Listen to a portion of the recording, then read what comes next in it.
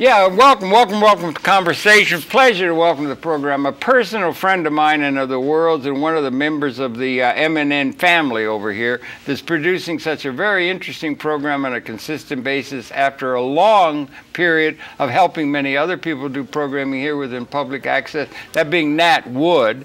And Nat Wood is the producer and host of 30 Frames a Second. Let me just get a word in for it. 2 p.m. every Tuesday, live with call-in, and it's really a really good program that's developing a wide and deserved audience for that. And he's also been helping other people, not the least of which is our darling Florence Rice, that he produces her program in the background or in the booth. And Nat, welcome so much. It's so good to see you, and welcome to the program. It's always good to be with you, Harold. It's always good. Here we are talking first day of December 2011. A lot going on. Let's go through quickly because we want to talk about Occupy Wall Street and other things and the general human condition and so forth. But let's go through like a 3 or 4 minute thing. Your background, born, raised, a little bit. My background. I'm from New York. I'm a parent. I went to Catholic school. I was born in Harlem. I'm a father. I'm a grandfather. Yeah. I talked to you on Thanksgiving Day. You were visiting with your grandchildren. Yeah. Have a good time? Yeah. Oh, How old are they? 10 and 12. Aren't so they it's gorgeous, not. huh? Yes, it's not as restful as it was when they were like 4 and 6. But 4 and 6. Well, that's not all that restful either. Yeah, right. No, but they're different. They're so. My favorite people are 4 and 5-year-olds. They're totally honest. They have no artifice, man, and that's a gorgeous quality. Right. Anyway, I knew you had a good time there down there. I had an excellent time. I had an excellent time.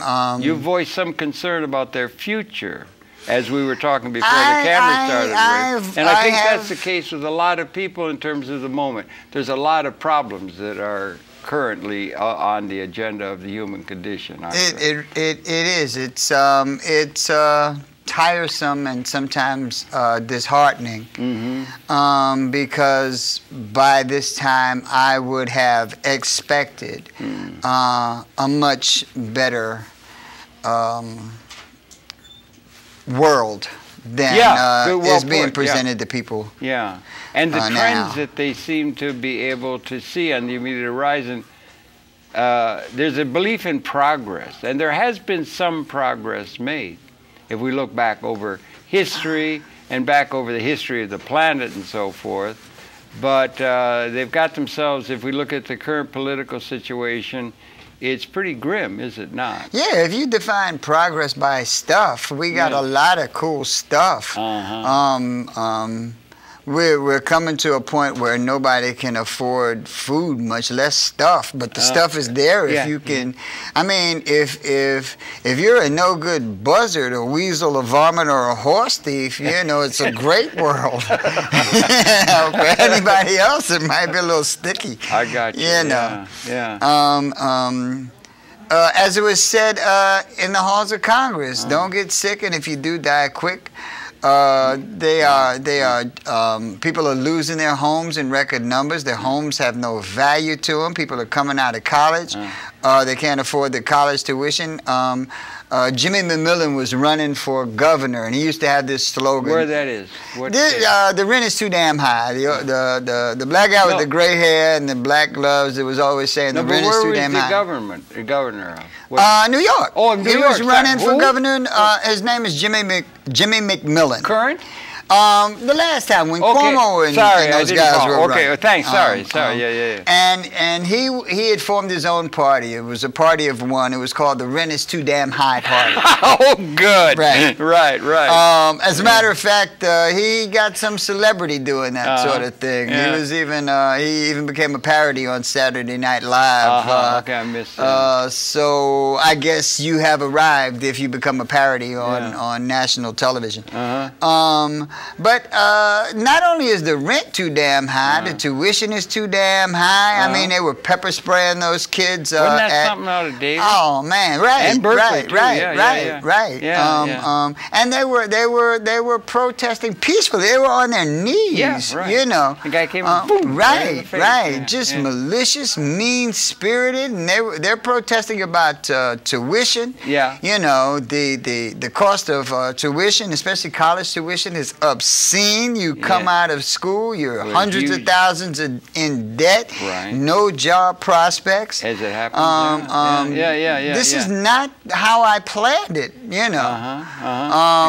As a result, I just have no idea how it's going to work out. It seems that unless you're a polecat, or a horse thief, or a horse thief, or a varmint, or a varmint, it's gonna be rough. It's gonna be rough. We used to think that education was the key to everything, but now education is just another problem. You know, it's just some other thing that is designed to keep you in debt and indentured all the days of your life. It's like indentured, isn't it? Right. Yeah, it is an indentureship. We used to have chattel slavery. Right. We had that, and then there was the indenture. But at least you knew where you stood. Yeah, that's true. Actually, there were some people who said they had to have some concern for the lot of the slave because they had to, you know, they were his property. Right. But once they got out on their own, they were on their own. Right. It was worse in some sort of way because there was nobody even taking elemental care like they would for whatever's out in the barn. Right. You know, that kind of thing. Yeah. It's a history. One of my lines, you've heard me say it a lot and everything, so maybe we can get a longer take on things and everything, because this is December 1 of 2011, Christian era, as it were. And if we and one of the best lines I've ever liked is from the poet James Joyce. Right. James Joyce had Daedalus say, "History is a nightmare of injustice from which I'm attempting to awaken." And he was a great reader of technology. We're at a crucial point now. Do we agree, or can we agree? We're at a crucial point now in terms of the political process, nationally and worldwide. And also maybe at a uniquely critical point, or where do we stand in terms of the longer-term sweep of the human species or life forms on this planet and so forth? Do you think? Is it a qualitative change we're about to experience, a paradigm shifts of all institutions, or is it just another step in history that can be some sort of little change of the deck chairs on whether it's the Titanic or, you know, Reed Stowe successfully stole, you know, what do you think? Are you optimistic, pessimistic in the longer term? And can we get a longer term reading of where we do stand as a collective society, human society? And you asked me this before about whether or not I was optimistic or pessimistic. Did I? Yeah. And my response has not changed. I'm neither. I'm just like focused. You know, I'm like a good soldier. You know, and it's not a soldier's job to worry about the outcome. It's a soldier's job to do his job. And my job is to try to affect some sort of change, or at least care about people. And I do that job. You know, I am obviously not a panacea, you know. Right. But I am somebody who is determined to fight the good fight, and the chips will fall where they may. And you're heavily skewed toward justice. Dr. King said that the branch of history moves toward justice. You think that's an opportunity? An opportunity, yeah. You know, right. You know, it seems to be coming to a moment where the system that has been able to be done, maybe the last 50, 60 years or something like that, is coming to a point where that system that brought us that, over that period, is being questioned at a systemic level now in terms of the politics and economic theory and that kind of thing. Well, the players have identified themselves. And they've identified themselves on a global scale. So the same parameters of geography don't really exist anymore. Now they try to spin it as though there are different battles, that the the Arab Spring is somehow different from Occupy Wall Street and somehow different from Egypt. But in point of fact, they're all, everybody is basically up in arms about the same thing. The global capitalistic system, and it's all a global capitalistic system. Some of it is like, a lot of it is totalitarian in nature, but the system of making money it is still indeed a global capitalist system, even if I don't care whether it's fueled by Islam or whether it's fueled by socialism or whether it's fueled by quote-unquote democracy. All the banks are colluding, all the oil companies are colluding. And the riots, the demonstrations that occur in Egypt are basically the same thing, the same reasons for the demonstrations in Ireland, the same reasons for the demonstrations in Rome, the same reason for the demonstration in Oakland, California. People can't eat. They've taken all the money, they've starved out everybody, and people can't live. You know, it's really exacerbated in places like Egypt, where the 40% demographic is so young. 40% are under $2 a day. It's correct, hard to live a correct. decent And they're life young on people. that. It's not old people. It's young people who, you know, who need some sort of opportunity.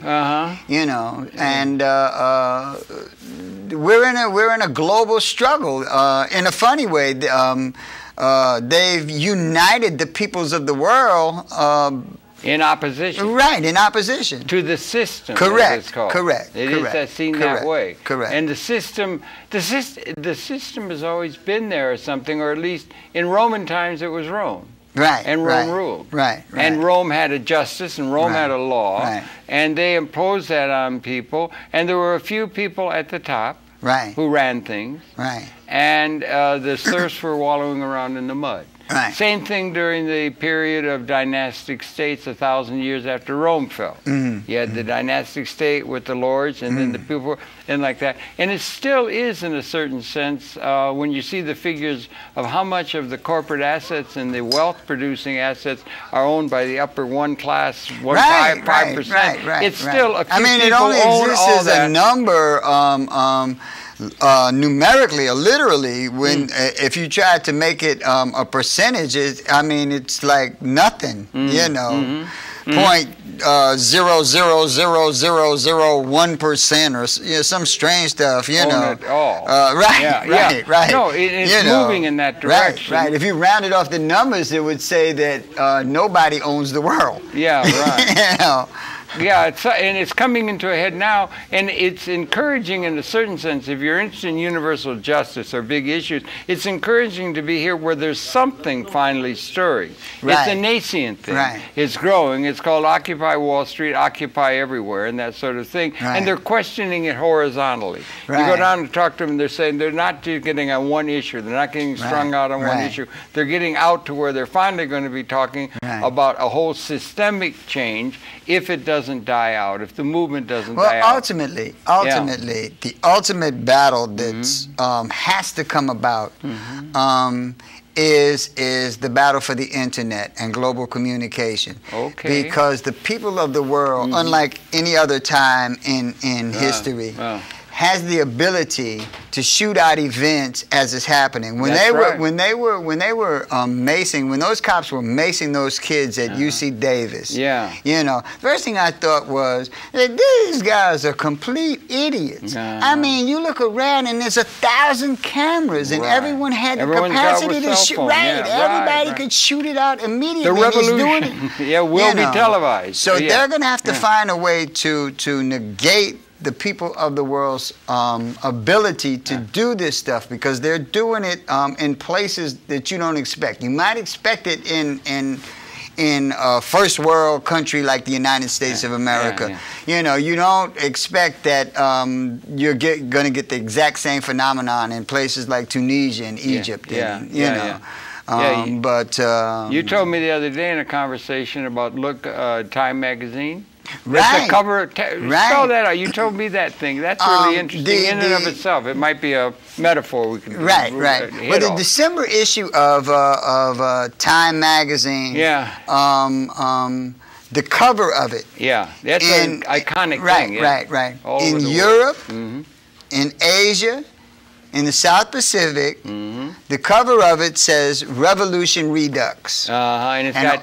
On the cover, Wall Street occupation Occupy images. Wall Street images on the same image. However, the cover of the United States has a cartoon lady, and they're talking about the benefits of anxiety. Right. It's almost it's Mel Brooks funny. It really is. It really is. It really is. But that's how carefully they do it. Correct. I think the established order is really being a little bit shaken by the fact that this thing is held on as long as it has and got started and is going so.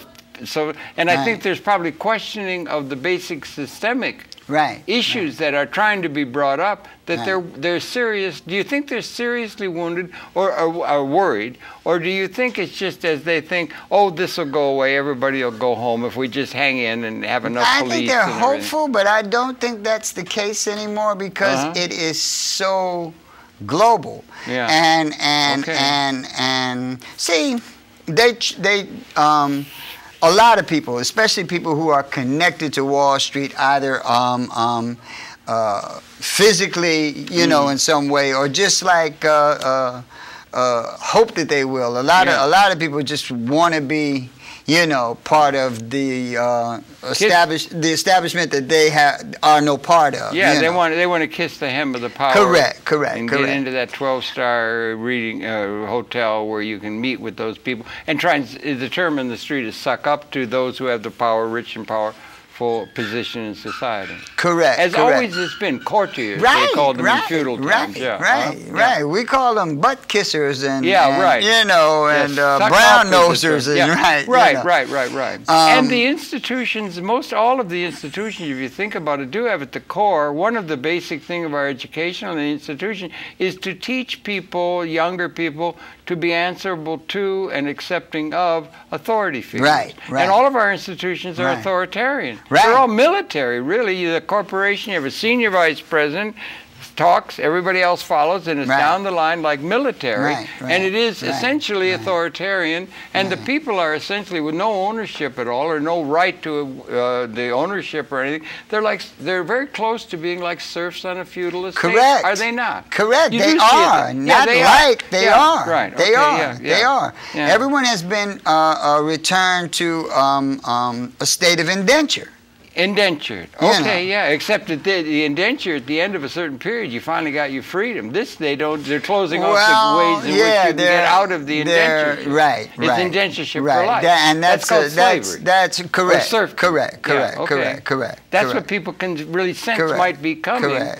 In terms of the trends that are in place and being called legitimate historically. Correct. By the power structure. And in some ways it's worse than slavery because it's like being disowned by the planet, you know. Because even, at least in slavery, you had a place to lay your head. As horrible as the conditions were, you had somewhere to feed yourself, somewhere to lay your head. Yes. You know, you have been like, it's almost like being... you're on your own out there. Right. We got nothing for you. We're getting slaves from somewhere else. We got cheaper slaves. That's you know, we just don't need you anymore. You've been excommunicated from the planet. Yeah, it's like back to that thing where the slave owner, at least he had to keep something. Correct. They had something like they did for the horse, the pig, and the slaves. You had to have some feed, you had to have a stall for them, you know, like that. Now that's not even now this is excommunication. It might be that bad, So it's no reason that there's upset.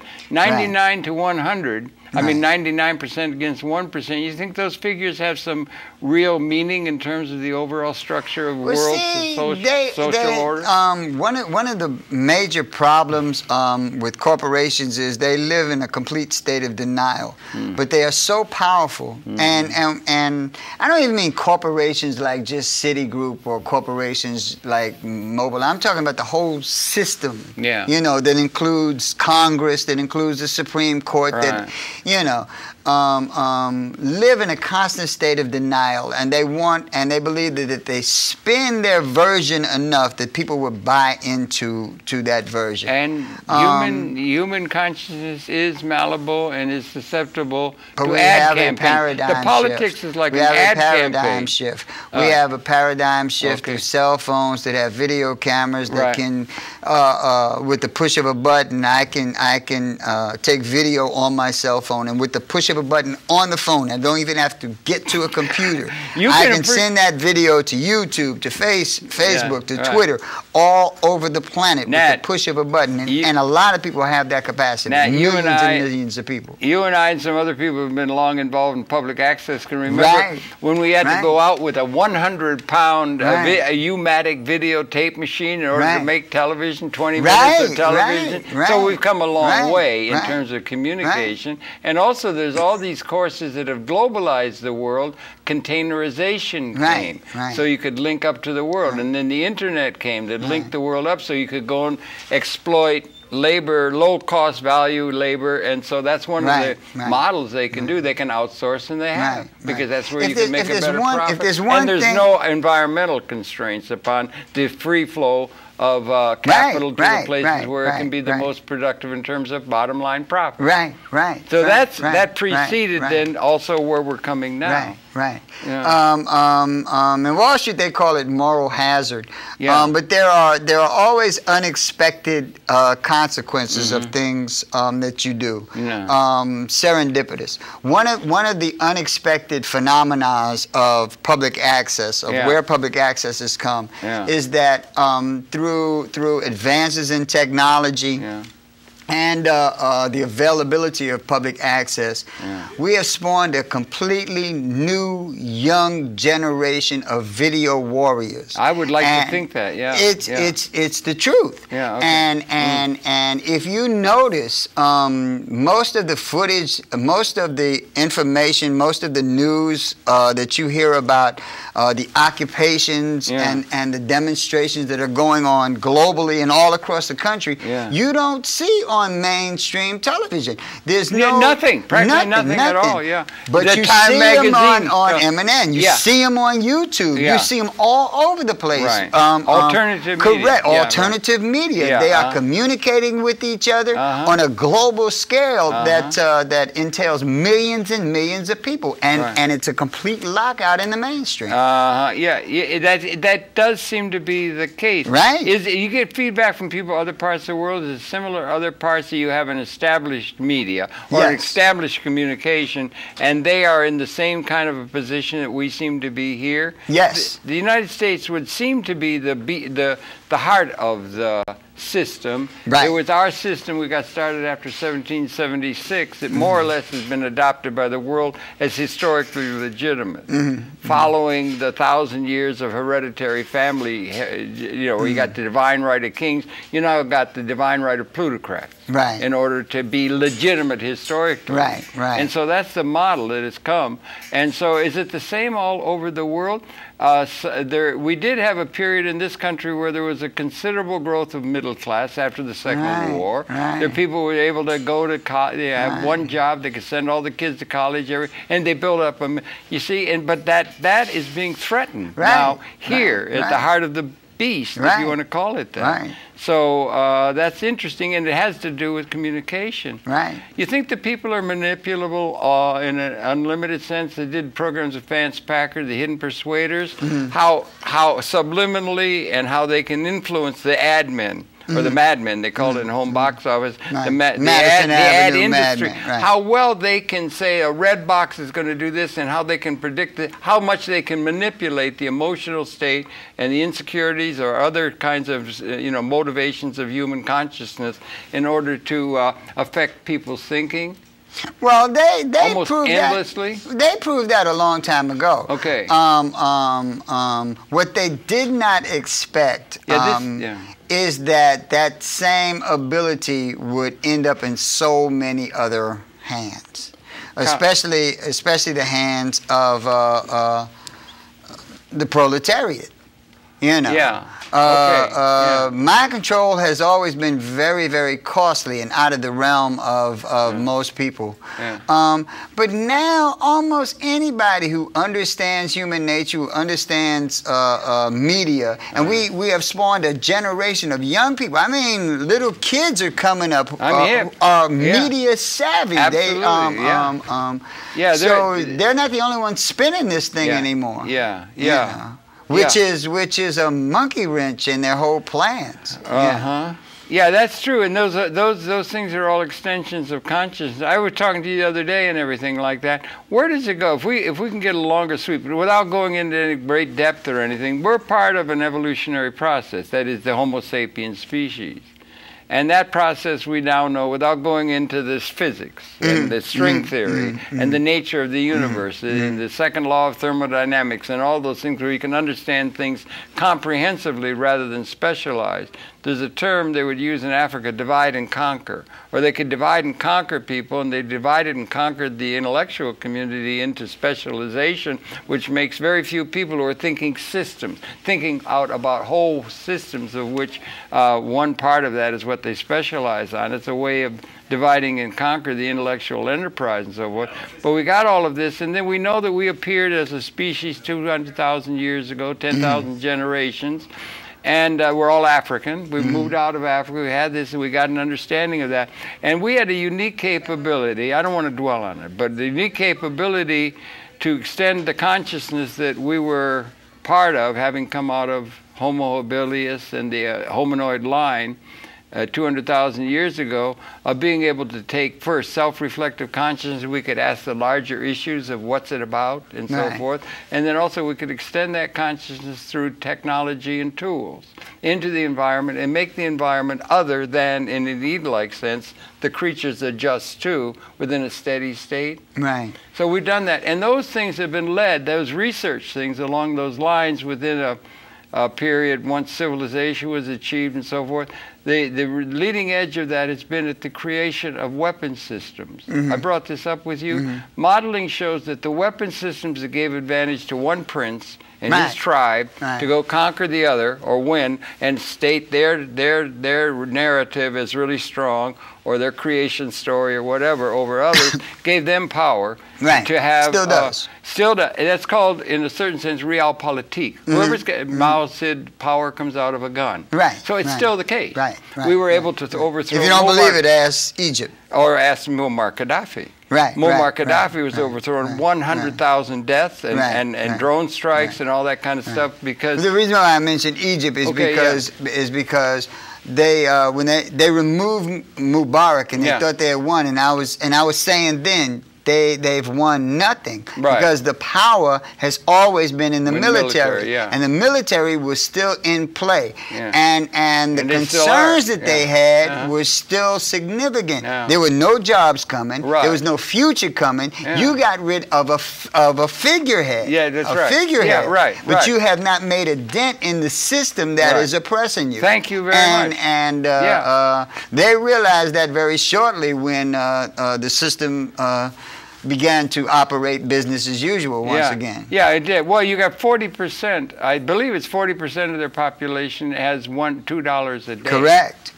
You can't live on that. And so that in the case of Egypt, but the case of, but anyway, the leading edge of that has been weapon systems. The Gatling gun gave the British the ability to subdue India. It was their whoever's got the gun rules, and now it's the United States, and they're patterned and they're running dog allies. It would be seen in a certain kind of way who've signed on to our notion of historical legitimacy, the institutional structure.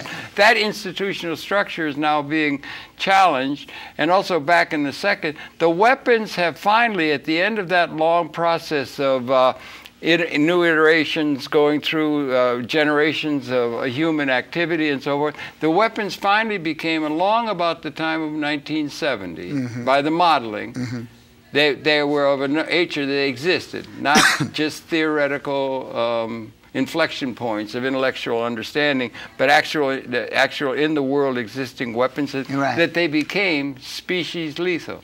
That there was the power to unleash weapons in a spasm of hatred or misunderstanding or whatever, that they had the power to wipe out the entire species. There's other modeling that is shown on the other side of the capability of providing for everybody. See, I don't think that's even a problem. No, I'm not saying that that's not possible. It's certainly that's part of an existential reality. It's certainly possible. I think the biggest problem with the weapons now is that they are so technologically advanced that that the specificity of intention is the true danger of the weapons they've designed. Spell that out. Specificity of intention. You get a particular Osama bin Laden. Correct. Yeah.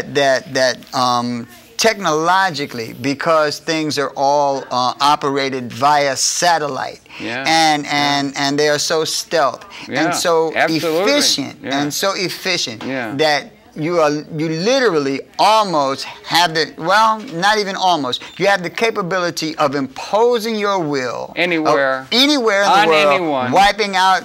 And you even in other words, they can wipe me out and leave you sitting there. Yeah, that's right. They can do that, and also they can do it without risking any deaths on their side. It's like some dystopic science fiction movie. Capability. Correct. But the overall threat is that if it was to be some sort of a thing that would tip everything, like there's a danger the whole world system could fall apart beyond even what it is now. We just got Europe. Maybe they got something going. There's all this problem with Germany and all of that. But if it did, and then you'd have something that would be irrational, and it would have to be something that would unleash the weapons of the United States of America, something from Iran. Or those people in control are irrational. Well, because what they are doing is irrational. If they were concerned with actually like running the world, that would be one thing. But it seems as though they have reached a point of absolute greed and indifference to the consequences. It does seem that way. And that's irrational. Yeah, it's all 1/4 profit margin that can be realized, and absolute assumptions of the truth of what you represent, and the ability to impose that everywhere. And so what you're talking about in the abolition of consciousness, we had a certain measure. It's taken 200,000 years to a human, 308 billion years of evolution in order to get to the point where you can take the measure of things, where you can understand the universe and intellectually. And on the positive side, we've also got a great capability that can be modeled, including externalities like environmental issues. And feeding people, and the production of life support things of both, both intellectually and physically. We have a capability that is modeled and can be presented, that we can take care of everybody in terms of the producing of the things that people need. And also within an ecological context that is equally existentially new in terms of the environment, but we don't have a system that lets us allow what we're capable of doing, because we're inherited outdated institutions from an era where existentially the whole thing, the whole process has been moved into a new paradigm, and the institutions we've inherited out of history cannot serve in order to bring about the way for the people to be able to be delivered of what we're capable of producing, because they're not being needed in terms of the productive process. Is being carried out by robotic processes. And even if you're so heartless that you don't care about billions of people, it is still extremely irrational, psychotic to destroy the ecosystem that sustains life on the planet so that you can get more money. I mean, there needs to be some, if you're gonna if you want to set yourself up as master of the universe, like Hitler that means you have to be caretaker of the universe. And they've just gone buck wild. They've lost their mind. Well, okay, maybe so, but at the other hand, you're talking about capability. Alexander the Great, Genghis Khan, you can think of all these people. Hitler had all kinds of ideas that they thought were so relevant. Hitler was a nut. And Hitler was only a nut about people. Hitler wanted to hook up Germany. I mean, but now we've introduced things like hydrofracking, and I mean we've are altering the tectonic plates of the. You know, Hitler didn't have to worry about you know, the polar ice caps melting on his butt. All he wanted to do was, like, you know, be big dog. Well, that's what it's been. I mean, the leaders would be giving great glory and conquest capability to their tribe against others. Right. And so it was all based on what they call zero sum. Right. But when you get to the point where you can wipe out the species, and that seems to be able to be modeled, it could be presented, and then on the other side, you get to the point all where the species, not just the species of man. I'm talking about, like, I've never seen any modeling that shows that we could wipe out the life process. Oh, are you kidding? No, I don't. Just look at Haiti. Look at Haiti, just that one small section of terrain where they clear-cut Haiti to sustain the coffee and sugar industry. I mean, they have turned paradise into a wasteland that can only rebuild itself through the elimination of all people on that place. You'd have to just, like, get everybody off there and leave it alone for you know, a few hundred years and whatnot to even bring it back. No, yeah, but no. Yeah. And that was deliberate. That was deliberate. They did it in the Marshall Islands. They left it when they first tested the thermonuclear weapons. They left the people on the island so they could test. That is correct. Guinea pigs, you know, without them knowing. Yeah. And you fly over Haiti, you look down out the window of the airplane, you know you're in a mud bucket. They have just, like, destroyed the entire ecosystem, and they have no qualms about cutting down the rainforest. And they tell you that, you know, there's this big debate in New York upstate now about hydraulic fracturing and whatnot, and this is some sort of utopian design because it will provide jobs. And believe me, I know how bad people need jobs, but destroying the ecosystem is not a viable answer to producing jobs. Happy to report I just did a program with a guy named David McConnellville, and he's president of the Buckminster Fuller Institute, and he's working with Carter, Emmart, and some of the others. And there are models that can take into account externalities that Hazel Henderson and others, and there are models that can become economically viable. He's putting a great deal of attention to that. There is, and also to say, I don't think there's anything that would be able to wipe out life. Life is a more precious liaison. It took 3.8 billion years for evolution to get started and everything. I don't think we could wipe out life, but apparently we can wipe out the Homo sapiens species and a good deal of the top end. If we look at it in terms of consciousness, there could be an anti-entropic function in the universe, and it may be that we were actually transcending in terms of capability scarcity. Right. Now that is so, you know, all of every institution, every thought was developed within a condition of scarcity, which translates out zero sum. For me to win, you have to lose. There's not enough. It's Malthusian. There's not enough. Now we got to a point where the technology can produce wealth, both intellectual and so forth, in an overwhelming abundance, but the people are not going to have, given the fact that we only distribute buying power to people through their having a job, they're being displaced systemically in terms. If you get an algorithm that can take the place of 500,000 people, you could have a graphic of that. There is not. You can create great, but they're going to have money in order to clear the market for nothing else. But transcending scarcity is like, that's not historic. That's not historic. That's being cosmic. Caretaker of the planet. Yeah, absolutely. I mean, you're right. The weapon systems have advanced to a level where you could indeed eliminate the species. But the sheer indifference of it. When you look at New Orleans, New Orleans was not just a problem of the levees. Well, New Orleans, the Gulf region came about because of what had been systemically done to the ecology itself. That's true. There were design problems. Right. There were design problems with the levees. They could have built them higher. But it was a matter of a risk factor. You have to have different levels of risk you have to deal with, and if you're going to get another 200 feet or 100 feet of a dike or something, that's going to cost money, and you're going to save a little bit by making it a little bit, and so it's bad design. Correct, but not just bad design. And that has to be applied not just to bad design. Okay.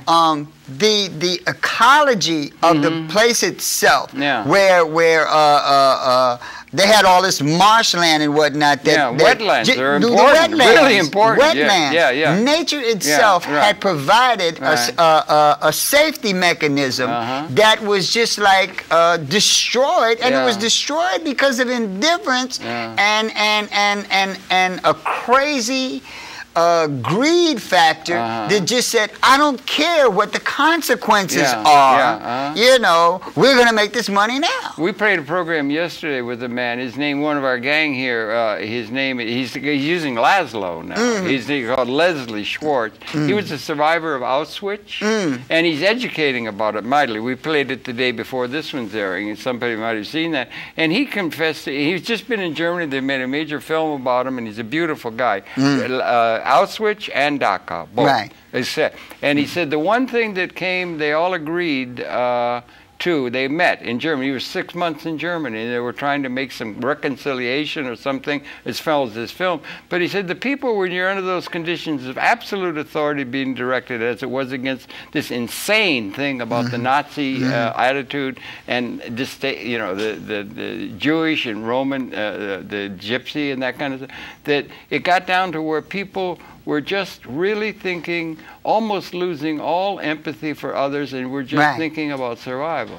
So they get you down to a situation of that kind of thing, and then that leads to irrationality. It is irrational. And the dystopic thing. And think, within our life, within my life, and yours too, you're getting almost old enough. Second World War, I was alive. We were trying to kill as hard as we could. We're full tilt boogie, no question, and we were impotent at that level. That's been passed since about 1970. The other side, livingry, or being able to provide, particularly with what Bucky Fuller, this fellow McConnellville is the president of Buckminster Fuller Institute, and he also understands the need for a new economic system, so it's a design question, like an artistic question, how are you going to design the economic pattern? But he said that so you got the, so on the other side, you're at so it's a qualitative transformation that we're achieving now, and it's at the level of capability, and with Fuller, through good design, doing more with less. Ephemeralization. You don't have to rape the planet in order to have life support. It's not rational. It's debauched. Well, no, it's almost good like design. It's a design challenge.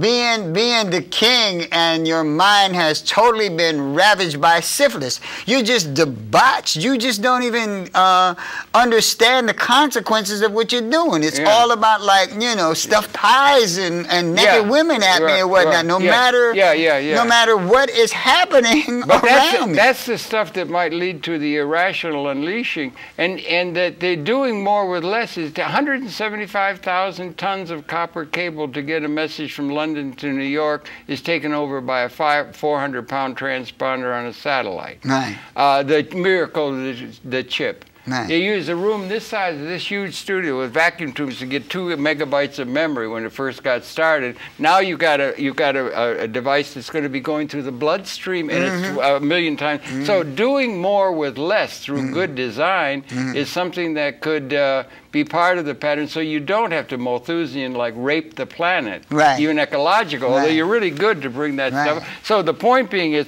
there's been a qualitative change at the level of capability, destructive and constructive, and the institutions are all still predicated upon a realpolitik where it all goes to the top few who own everything and have the ability to coerce others to fight, and to fight wars, and the major export that we're doing are weapons that are going around the world, particularly this.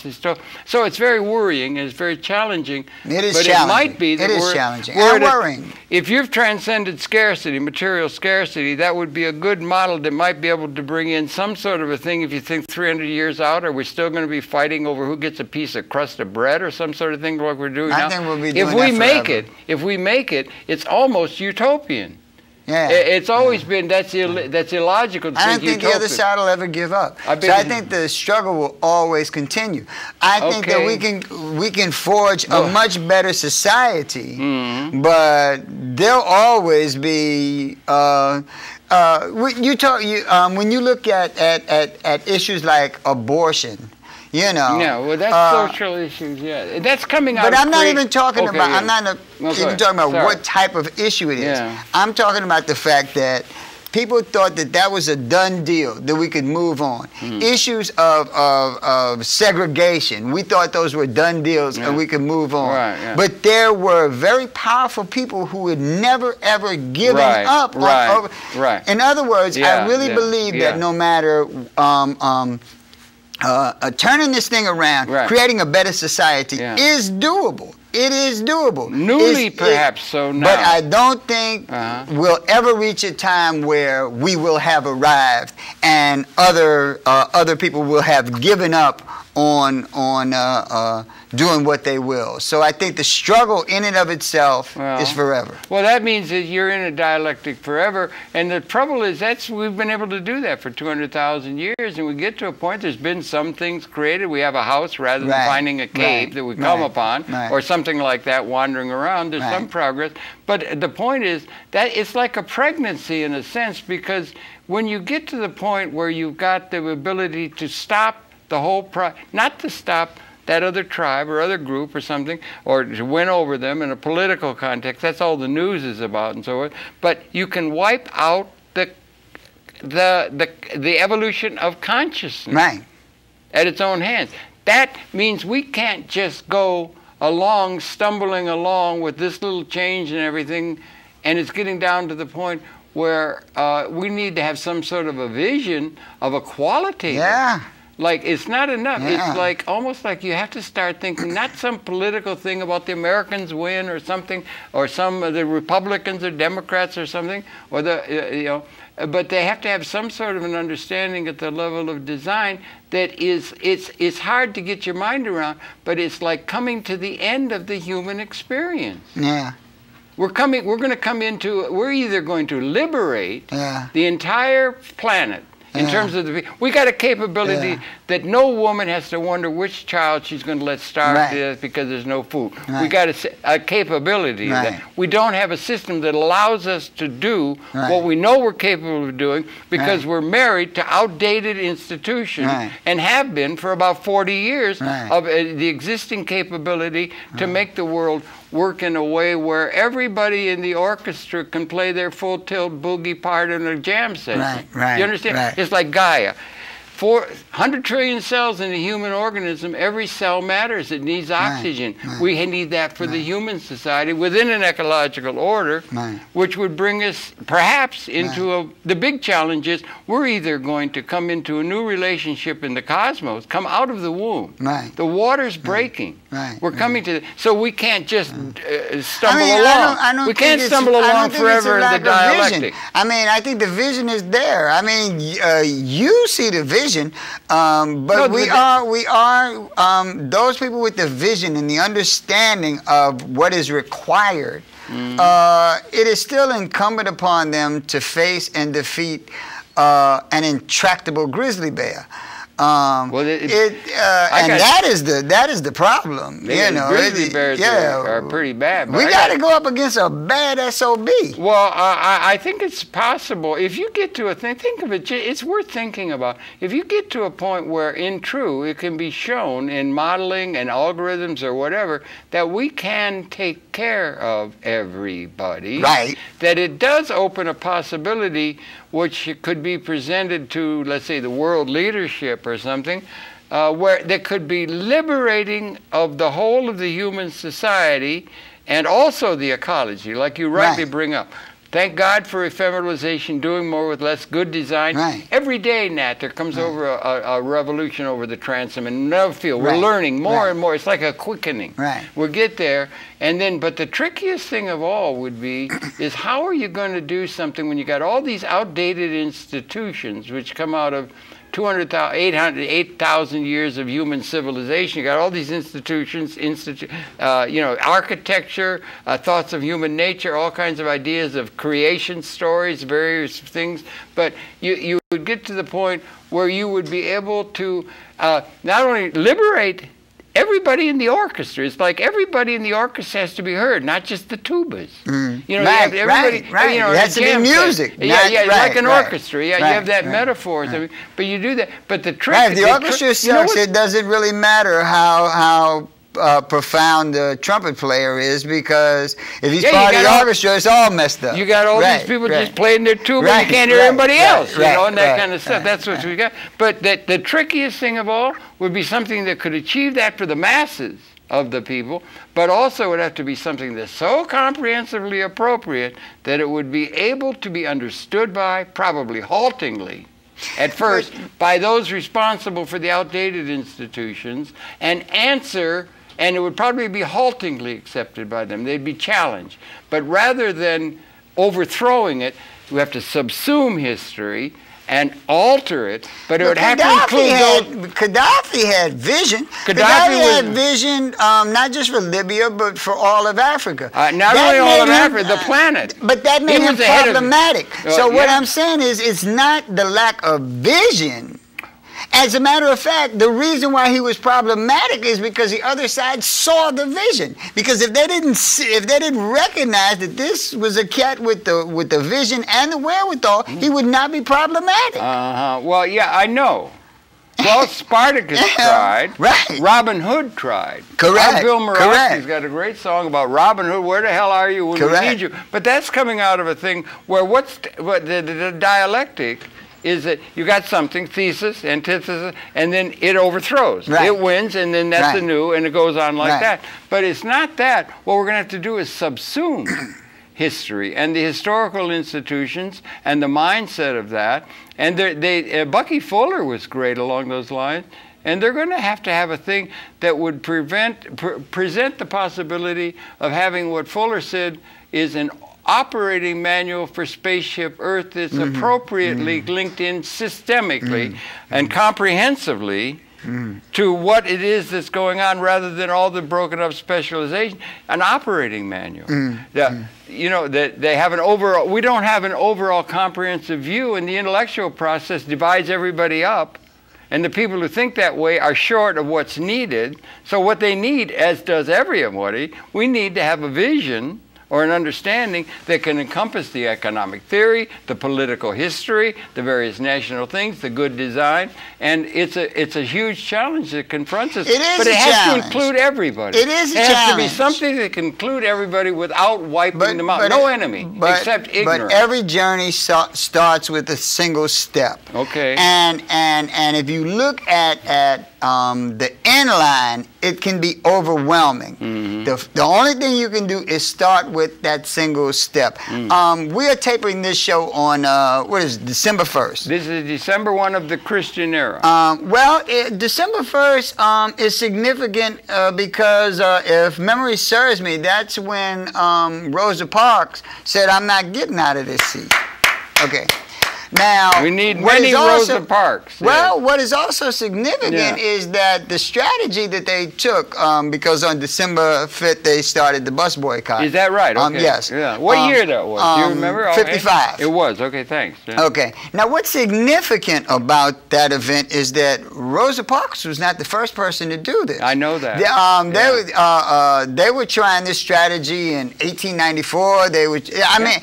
Just a little before Rosa did it, 8 or 9 months before Rosa did it, they were trying the same strategy. And don't forget Spartacus. Correct. And Robin Hood. Let's sing Robin Hood. What does that tell us? What does that tell us? Yeah, tell us. What does it tell us? It tells us that just because something doesn't catch on right away does not mean it's a bad idea. And it also means or its time may be coming. Correct. Yeah. So you have to develop a certain tenacity, and a also certain ability to courage. keep pushing. And a courage to push the envelope. Right. Yeah. Now, what do they tell Occupy Wall Street? They tell them that they do not have a focused game plan. They tell them that they have not come up with the ultimate idea to turn this into political power. And they simply don't understand our algorithm. Correct. Yeah. What they are trying to avoid confronting is the collapse of their power structure. Correct. And the fact that this is a first step. And that as with every revolutionary idea, it takes time, it takes recreating and reinventing yourself. But the idea is sound, the vision is sound, the focus is sound, and different things will come of this. That's called vision. That's called vision. And what it is you want comprehensive vision. Correct. Not special. But it also takes tenacity. Yeah, it takes tenacity, and it also takes vision. And the challenge before us is to have that vision being able to be presented by, and it's the job of the intellectuals to have a kind of overriding vision that can be presented and then encompass that. And that vision could be presented in terms of that could be coming out of the mass of the people with things like public access, where that's where you could find it, rather than people who are engaged and got their identity wrapped up in the established institutions where they're very comfortable. So but the ultimate challenge will be to get one that can include everybody. And the people that are responsible for the outdated institutions are going to have to be challenged in terms of their power. They can't keep all of that. They're going to have to be subsumed and included. And it'll probably be very haltingly that they'll be able to quite understand how come this doesn't fit with Schumpeter, or this doesn't fit with Keynes, or this doesn't fit with Ronald Reagan, or they're things that they're arguing in terms of, understand or the political process. They use there are so many distractions, so many things that are used to manipulate people into thinking what other people want you to think. It's an ad campaign. The whole thing is a big ad campaign. They use the Bible to tell you who to love, who to hate, what to do. But be a little easy be a little ezy. It was so hard. People had to have some explanation and some source. Suffering, and they had to have something. And we wanted to take the spiritual That's tradition. The good part. But when it gets into telling you that God don't like homosexuals.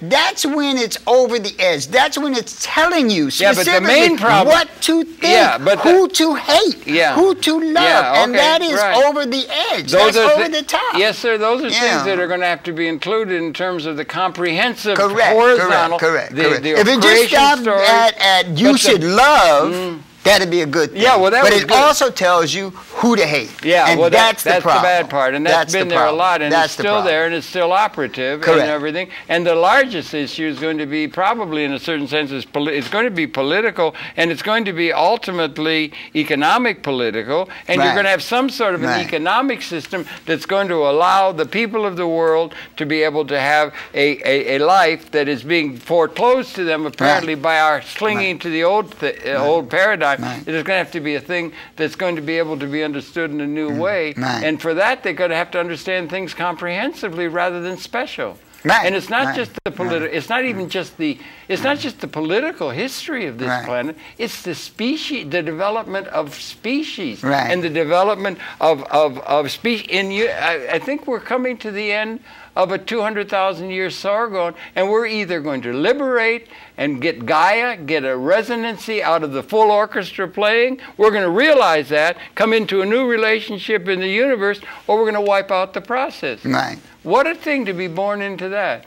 Into that era. You could have been born 200 years ago, and everything took 1,000 years to get attached to it. Well, it's troublesome, but it's also glorious. It is glorious. It's a two-edged sword, and your pleasure to present. Sorry, we're coming out of time. Great to talk. We just touched the service. Good talking with you, and thank you for viewing. Nat Wood's a real good guy, and his program is to be seen every Tuesday, 2 p.m. Live-in call show, really good stuff, and public access to be celebrated. Thanks a lot for coming in, Nat. It's a pleasure. Thanks. We'll be coming back again tomorrow. Please do tune in. Okay, thank you very much. So we just got wound up a bit. So, no, that was cool. That was well, excellent. I think that's what public access is really important. I'm so happy that it seems to have gotten a new contract and everything. Right. Yeah, Right. I think because you got a whole bunch of people that can be here. It's not just one channel. It's not just one idea. Right. But when I look around and I see so many people videotaping events, historical events, not just like naked girls doing disco, but I'm talking about fearless young people who were standing there with a camera in the wake of extreme violence coming at them. Yeah, right. And then shoot it out globally. That's right. All of that, sprung up out of this seed that is public access. Yeah, it did. We were out there on the frontier. That's right. That's right. We made it cool. Okay, well, listen, we got to strike the set, okay? So thanks, man. All right, man. We're out. It's not on tape, so we might as well. Yeah, we might as well